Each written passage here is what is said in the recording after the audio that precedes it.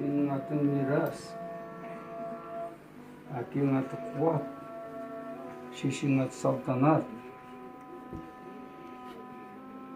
Senin atın miras. Әкең аты қуат. Шешең аты салтанат.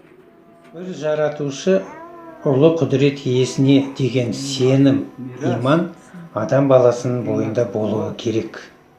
Бірақ асыра сілтеп фанатизмге салынып, басқаларға еліктемеу керек қой. Осы күнде арабтарға арбалып, аталарымыздан қалған атауларды да артқа ысырып қойдық. Қарап отырсам, бірінші атын, содан соң затын өзгереді екен. Қазіргі дүниеге келген балалардың басым көпшілігінің аттары арабша болып барады. Атына заты сай болмау деген осы емес пе? Осылай кете берсек, ата-бабаның аты өшті дегеннің нақ өзі болмай ма? Бір ғана мысал келтіре кетейін.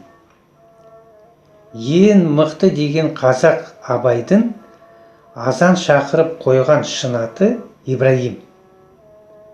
Арабша ат қою үрдісі солтүстік өңірлерде Құнанбайдың Түркістан жақтан қожа молдаларды алдыруынан бастау алған секілді.